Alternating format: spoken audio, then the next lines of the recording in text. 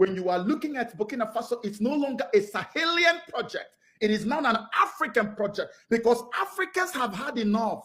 Africans are tired. You cannot keep taking our natural resources and tell us that the highest royalty paid to any nation in Africa on their natural resources is 5%. 5, Garland, 5% royalty. How did I know? The former president of Gambia, Yahya Jammeh, was kicked out of office by the West because he said, I am not taking 5% royalty on the natural resources that are in the land of my fathers. They say, why? He said, how can you give me 5% royalty? Are we not supposed to have an agreement on how this is done? Are you not supposed to come into partnership and tell me what you bring to the table? I'll tell you, okay, I own this, you take this, I take that. No, you don't have that right if you are in Africa. They told him, Mr. President, you should be happy because the 5% we're offering you, there are only 3 countries in Africa that have up to 5%. The rest are lower. So Garland, we have less, which is why the wife of the president of Sierra Leone, sitting president, was complaining. She just complained recently. The video went viral, and she was saying to everyone that, listen, we are given 0.0001% royalty on the gold. You know, Sierra Leone is a gold coast. It's a gold coast. But if you visit Sierra Leone today, it's like a shithole. Pardon my language. Sierra Leone is a shadow. It's not even, you can't even find where to put your feet. So backward, so messed up, so devastated economically. But if you imagine if the gold in that country was being nationalized the way Ibrahim Traore is nationalizing the wealth of his country right now, everybody from Sierra Leone would have been living so big, you won't see any one of them going to queue for visas to travel anywhere. This is what is happening to countries in Africa. And this is why every African diasporan must pay attention and must back what is happening in the Sahel. Because if we can consolidate and hold down what has happened in Sahel, many more victories will roll in. If we let them touch any one of those guys, we are done. Psychologically, they will weaken us. And you won't see any revolution anywhere again. But thank God for the gift of Russia in times like this. I believe that the rivalry, or not even the rivalry, the animosity between Russia and the West was created by heaven so that we can have our freedom. So that's why today it is not easy for them to take him out like they would have before. He wouldn't even have lasted 2 years in power. He's been there for more. And so much is happening in Burkina Faso.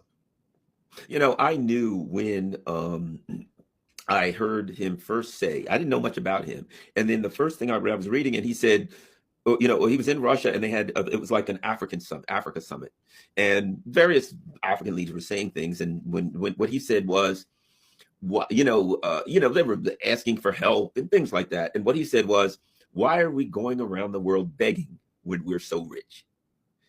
And I knew, man, this guy's looking at this thing as something different. He's not looking at it as we're weak and we have to ask everybody for help. And what he recognized the strength of Africa and said, we have to exercise our strength. We are not poor. We are not beggars.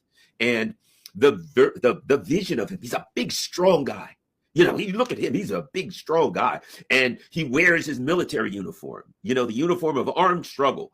And the way he talks it's not anger, it's confidence.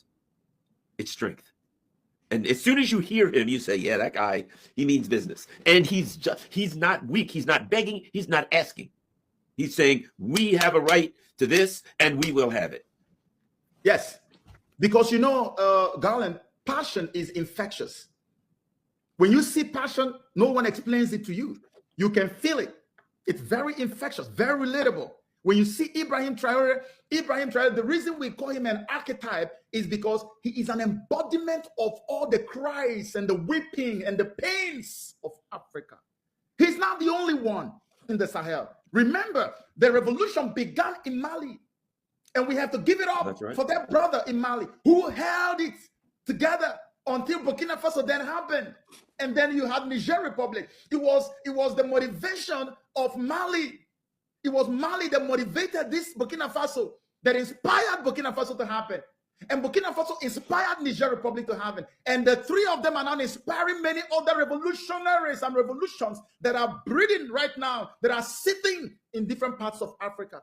There are so many more that are going to fall in. Mark my words. In no distant time, you're going to see many more African countries. And that is the essence of making sure that Ibrahim Traore is protected.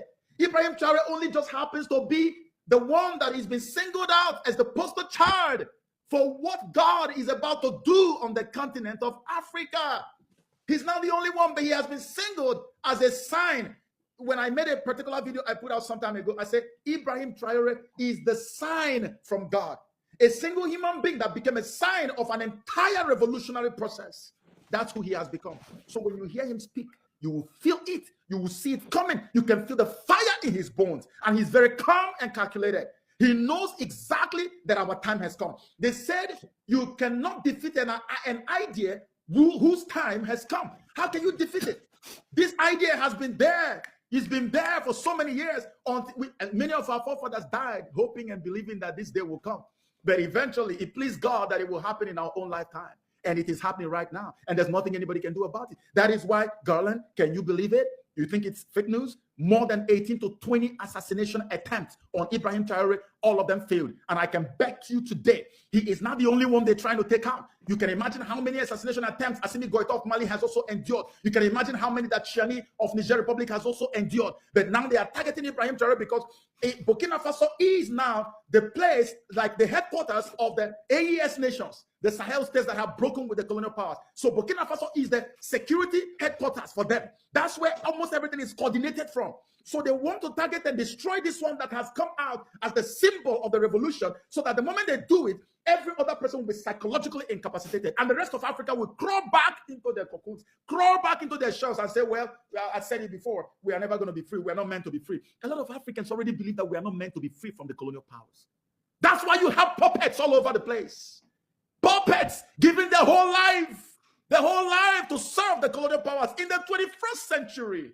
Garland, these are our brothers because they are cowards. They have given up. They no longer believe that miracles are possible to happen on the continent. They gave up hope. That's why. So the colonials used them. Look at Cameroon. Look at so many parts of Africa. Leaders, so-called leaders in power for generations. And France is so happy. And yet General Michael Langley is coming to tell us that the problem of the world is Ibrahim Traore that just came to power in 2022. But you have the guy in Cameroon and in different other parts of Africa who have done decades in power, nothing but tyranny on their people. And then allowing France and colonials to steal all the money and take them away.